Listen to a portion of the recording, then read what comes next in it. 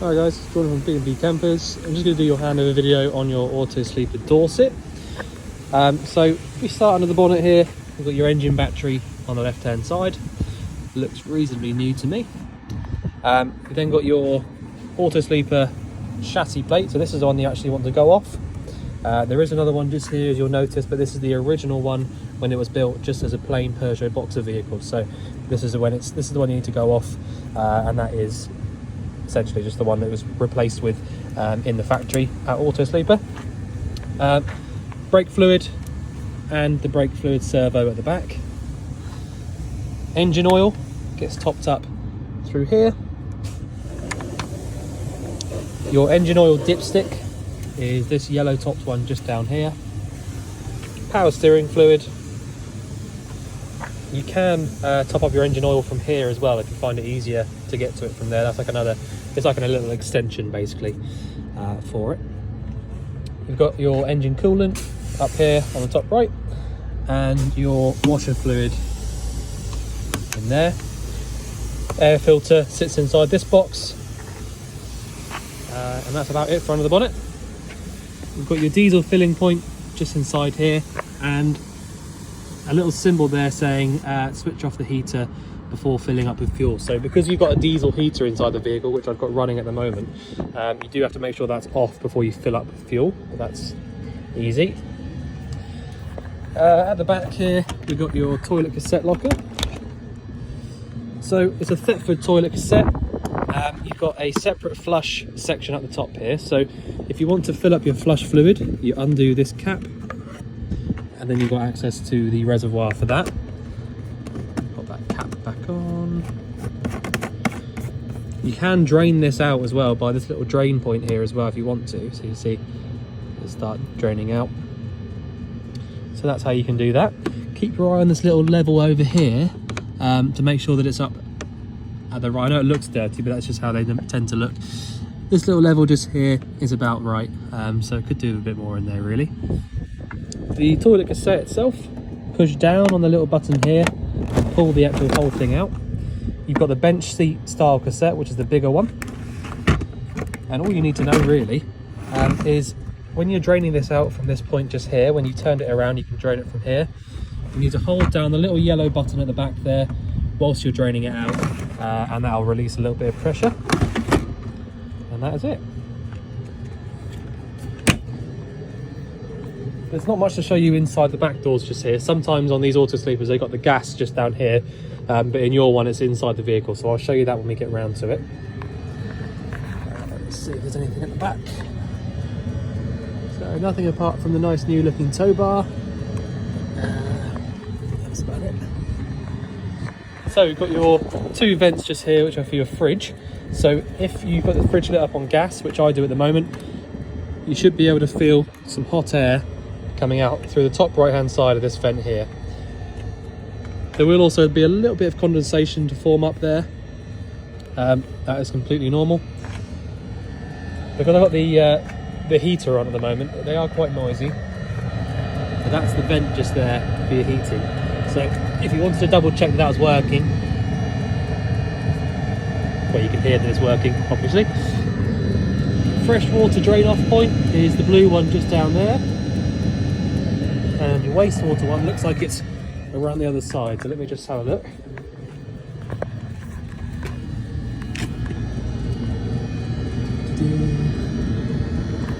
Where's that then?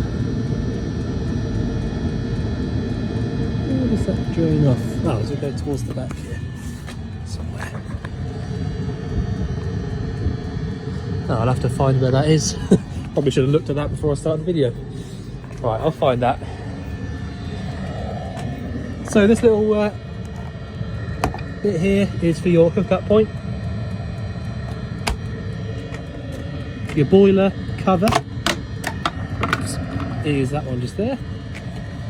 So you need to make sure this cover is off before you start using the boiler. So that's that. I'll leave that on the floor just for now. Your freshwater inlet point is this one just here, and that's locked at the moment. So if I get the key to get it to unlock, you get one of these circular keys here, turn it, take it out, and then you'll be able to take the actual filler out. Same for locking it up. Push it in and round to the right, and that's it, locked up. Let's just have another little look down here, make sure I'm not being silly, which I am.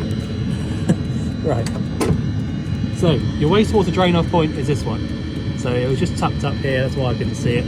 So fresh water drain off, wastewater drain off. Okay, good, glad we found that. So you can see now that I've pulled that out from there, it's actually draining out now. They do need to be aiming downwards to actually drain any water out of them. So that is that.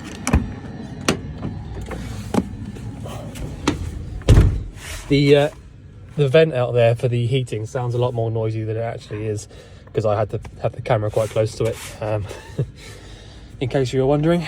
Right, so in the cab itself, it's pretty straightforward in here, because they are just kind of builders' vans, you know, essentially from the factory before they're converted, so they are quite straightforward normally. 5-speed manual gearbox, hazard lights, and your standard Peugeot single DIN head unit.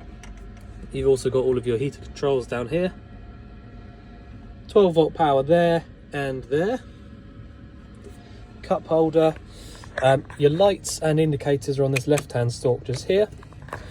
Washers and wipers are on the right. You've got the electric adjusting mirrors, so you just basically select which mirror you want to move, and then use this like a little joystick basically to move the mirror around. Windows, electric windows there. Otherwise, I think that's about it really for the cab. It's all pretty straightforward. The bonnet release handle is this one just here above the clutch. And your headlight aim adjustment is there. Okay, so I'll just turn around now and get us into the back. So as soon as you come in through this side door, you can walk straight through to the back to the little control panel back here. So this is a completely standard Autosleeper style control panel. Plug-in Systems is the brand of it, if you can see that. So they do lots of different parts, you know, chargers, PSUs, things like that. So very standard things to have in an Autosleeper. This will be the original one, as they, you know, nearly all of them have those.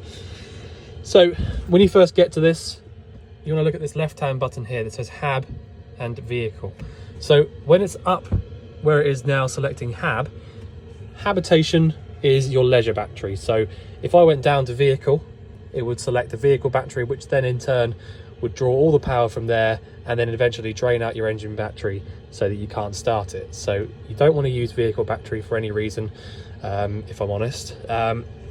So up on HAB, and then turn your master on there, which is on when it's facing up like it is now. Once you've done that, you can then come over to the right hand side and choose pump and lights. If you don't want the pump on, which I don't at the moment, I'm going to leave it off like it is now. Lights on, and that'll then give you access to using any of the lights in the vehicle. All right, so that really is the control panel, nice and simple. The only other thing it's got is the battery and water level indicator. So if you're up here on HAB, it will be showing us the battery voltage in the habitation battery. So if I just show you that, if we now look at the top scale, so the colours, right up there in the green for the leisure battery. If I went down to vehicle and pressed battery, it would then be showing us the vehicle battery voltage, you know, just so that you can have a little look on that. But like I said, there's not really any reason for why you would actually need to use that. So like I said, I don't need the pump running at the moment, but if I do turn the pump on and it starts, you'll get a little red light here where it says pump run. So the reason I don't need any you know, the pump to be on is because I actually haven't got any water in the vehicle. So if I show you now, it's now showing empty on the bottom scale, which is for the water. So I can't physically show you water coming through the taps because of that. So I'm going to leave the pump off. If you did have water in the tank and you've checked it, made sure there's water in it, turn your pump on, and the first thing you want to do is come over to this tap here. It doesn't really matter which tap, but this is just the easiest one. Pump on with the water in the tank, lift the tap up on the hot side, which is over and up to the left, and just wait for the hot water to start coming through. If no hot water comes, or no water comes through on the hot side there with the pump on, it either means you've not got enough water in your tank, or the boiler isn't full of water yet. If the boiler isn't full of water, you shouldn't be trying to light it up and get it hot. Okay, so before you do anything like that, just do what I've just shown you there. Pump on and just pull the water through on the hot side.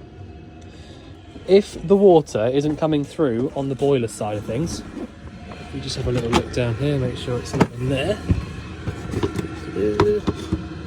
Right, so I'll get back to that cupboard in a minute. If the boiler isn't pumping out any water, or no, sorry, if the boiler isn't full of water and you can't get any water to come through at the tap, what that means, again, I should have done this before starting the video. What this means is that your boiler hasn't got enough water in it just yet, basically. So if I pull a couple of bits out of the way, down here in this hole should be, there you go. So might be a little bit awkward to see it. There it is. So that little yellow lever there is your boiler dropout valve. So anytime that your boiler has that dropout valve laying flat like it is now, all the water that goes to it will remain inside of it. If you lifted that little handle up so it's vertical, all the water that's inside the boiler will drain out onto the floor. So that's the only reason why your boiler would actually be, out of water, is if you've drained that boiler out. The reason you would do that is if you were going to be leaving the vehicle for, a couple of weeks or a month or so, however long, over the winter period, and it's going to get really, really cold, you need to make sure that you drain that boiler out. If the boiler's full of water and pressurized and it freezes, it'll expand, crack all the pipes, and then you're in trouble, really, because it's the most expensive part of the van. So that is your boiler drain off point. And like I said, if you are coming to, I'll get it on there with one hand, if you're trying to fill it back up again to use it, you need to do what I was just showing you there. So basically just pump on, pull the hot water through, and allow the water to come through.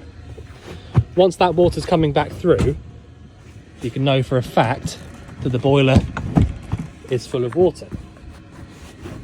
Okay. And if I just quickly explain that, I know it's probably a little bit fast how I've just explained that. So the way that these water systems work, if you imagine where the freshwater inlet point is just down here, the tank is underneath the vehicle. The pump sits down there in that same little locker there where I showed you where the boiler drain off point is.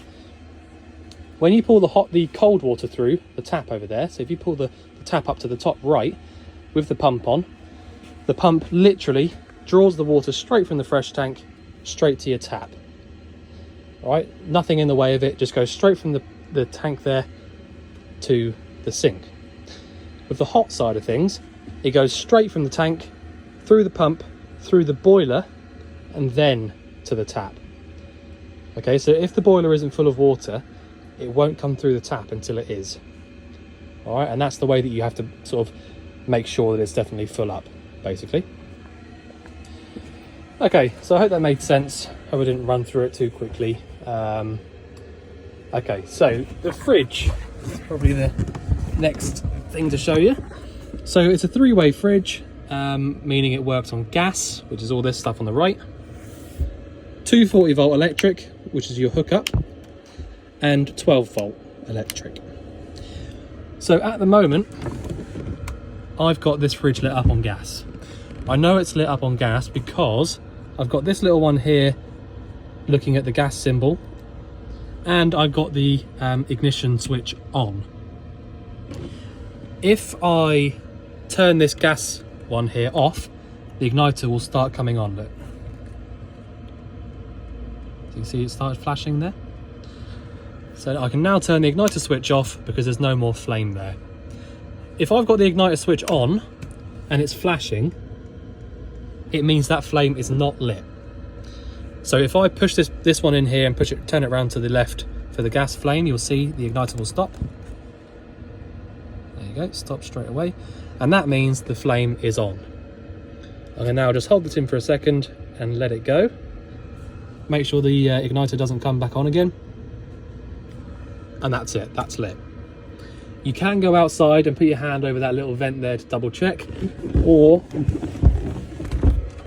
have a little look through the hole there and you'll see a little tiny blue flame.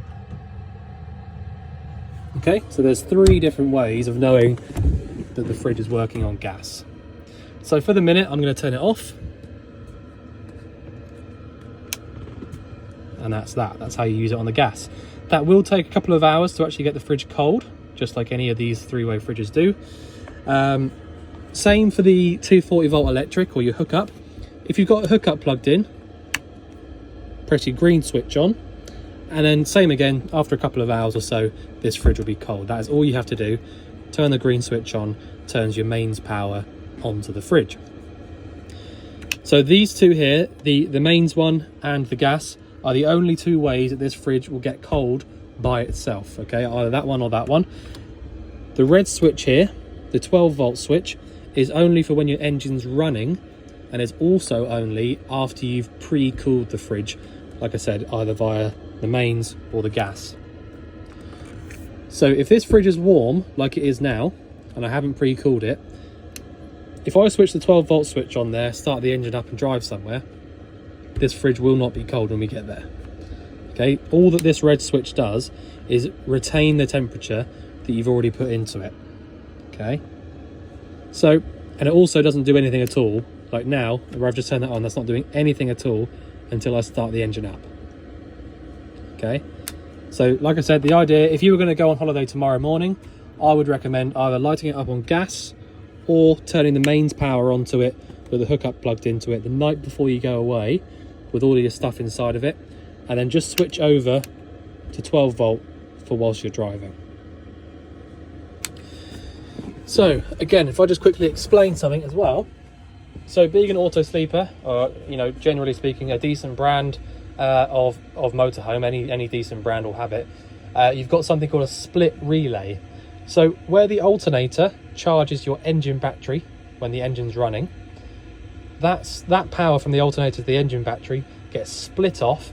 One wire goes through to the leisure battery, so that all the time you're driving, the leisure battery is being charged up, and one wire comes through to the fridge, which is what powers this 12 volt switch here in order for you to keep it cool whilst you're driving. So like I said, that will not do anything at all until you physically start the engine up. All right, so that is how that works.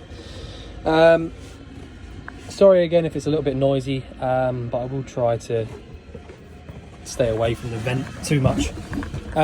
This cupboard next door to the fridge has a couple of gas isolators inside of it. Now if I look at the symbol, I can see that the top one is your oven, the middle one is the boiler, and the bottom one there is your fridge. So if you turn those, looking at this little symbol here, if you turn those 90 degrees, they will isolate the gas to whatever one of those appliances that you choose. Now, you don't need to do that every time you get out of the vehicle, by the way. That's just something you do if there's a problem with something. Down here, again, sorry, this little vent here is pumping out the heat, but down here is your trip switches and your boiler on mains. So now you know that little switch is down there. The boiler, so anytime you've got your water filled up in your boiler, like I've shown you already, if you want to use it on electric only, so when your hookup's plugged in, you can literally just turn that button on in there, and that'll start heating up the water inside of the boiler via the electric element. So that is how that works. If you don't want to use the boiler on electric and you want to use it on gas, you can do that as well via this little dial just here. So like I said, assuming you've taken off the cover outside, which I showed you, and assuming that you've got water in the boiler, all you have to do to light this up is turn the dial once round to the right. It will light up on its own, and then select your temperature. 30 through to 70. And that is it. That really is how you use the boiler, nice and easy. The oven and grill, you've got an ignition for all of those just here. So that does the ignition for the 3 burners, the grill and the oven. It does tell you exactly which one of these does what. So you've got grill, oven, top right, bottom left, top left. I don't feel like I need to show you how to use those because it's just the same as any household cooker, to be honest. Just make sure that you have the grill door open when using that. The heating, like I said to you outside, it's a diesel heater, and this little symbol here means that it's an e-dispatcher unit. So you've got either e-dispatcher or Webasto are the 2 main ones for the diesel heating, but this one here is an e-dispatcher. They tend to use e-dispatcher in boats. In fact, they use Webasto and e-dispatcher in both, but boats, overnight heaters in lorries and things like that. And obviously in these little Autosleeper motorhomes as well. So they're really, really simple to use, and very, very, you know, I don't know, really reliable, we find. As long as you've got some fuel in your tank. One thing to point out, this unit probably won't work if you don't have any more than 1/4 of a tank of diesel. So again, try not to talk too much about it, but if you imagine the tank is this is going to be a weird analogy, but if you imagine the tank is this window here, the fuel tank that is, when you fill it up, if you imagine you've got 1/4 of a tank in the fuel tank and it goes up to here, the side of the fuel tank itself, it's got the pipe going into the side of it about here for the e-dispatcher. So if the fuel is below the point where the e-dispatcher's fuel line comes into it, it won't be able to suck the fuel out of the tank to go to the heater. I hope that makes sense. But so if you haven't got any more than where it needs to be, the fuel won't be able to go to the heater. So you do need to make sure that you know, if you want to use the heating, ideally have the tank around sort of half a tank or more. And I know that might sound a little bit annoying, but you know, it's just the way it is really with these tanks, with these heaters, sorry. But there you go, about 1/4 of a tank or above, but ideally if you sort of sat around half a tank, that would be a bit better. Okay, so that is the heating. Let me just show you how it actually works. So all I've done there to turn it off is press this little button here in the middle, and that essentially just turns all of the power off to it. The fan will run on for a little bit to basically cool it down. If you wanted a fan only, so no heating at all, but just fan, press this little button here at the bottom, which is a little fan, and you'll get a little blue light there come on. And then after a couple of seconds or so, it will literally just start pumping around cool air. So that's your summer setting at the bottom. If you want the actual diesel to start pumping through and heating up the vehicle, press the top one. You'll get a little red light in there telling you that it's going to start working. And again, after about sort of 20-30 seconds or so, you'll hear a slight ticking noise outside, which is the sound of the diesel pumping through to it, and the fan down there will start blowing out hot air. So you know, it really is as simple as that. It's not technical at all, and it's really simple to use, and like I said, very reliable. The bathroom. So these Autosleepers are typical for having these kind of, you might think they're a bit strange, but they are clever as well. When you open this up, it will then all fold out and meet up in a certain position. So you can see that one's there. Now that you've done that, you've got a completely enclosed rear section of the vehicle, basically. So that's how that works. The shower point is there, all working obviously, and the sink. So it's a nice whale sink. The little bits here do wear down over the years, so people do, you know, every customer's got their own different way of doing this, but this one's got this little bungee cord coming across, just meeting up here to stop this from falling out. I know it might look a little bit strange, but you know, everyone's got their own different way of doing this. These do just wear out over the years, and I think it's quite a clever little way of doing it. The toilet is very simple again. Push down to get the the flush fluid pumping around. Need some more in there, and then open up the flap by turning this thing left and right. So open, closed. So twist it to open the flap, push it down to pump the fluid around, and that is it. That is the bathroom. Looks like you've got a nice new fly screen up here. Okay, so if I just undo this now, undo that, fold it over again, and then pop that up just there. And that is how you use that. You've got loads of storage up here. These actually are quite big cupboards. Same again for the wardrobe in there. Paperwork for the vehicles in this brown box. The gas locker is this one down here. So you've got a 6 kilo propane bottle in here.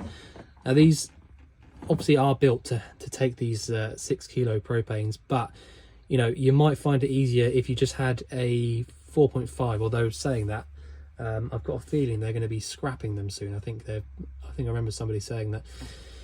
So having the ability to fit one of these 6 kilo propanes in here is much better, because these last a long time. But you know, you can basically fit any bottle in here apart from anything bigger than this.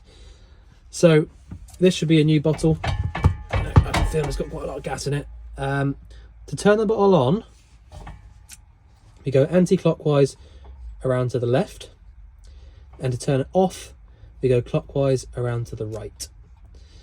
So that's a little dial at the top just there. If you want to isolate the gas from going into the vehicle after the regulator, you can do that by twisting this little dial here. The regulator to me looks quite new, but the only thing you need to keep your eye on really is the date of this pigtail hose, which again looks quite new to me. I can't quite see what the date is. 2022. So you've got till 27 to replace this hose, because you get 5 years on them. So I'm going to turn the gas off now. You need to make sure that you turn the gas off before you start driving. That's the same on all motorhomes. So that's your gas. Showing you all the appliances. Okay, so I think I've pretty much shown you everything I can. This little locker in here typically is where you'd have your TV stood if you wanted to have a TV in there. Reason being really because you've got the 12 volt aerial and main socket just there, and obviously a nice place to sit the telly. Other than that, I think I've pretty much covered everything I can.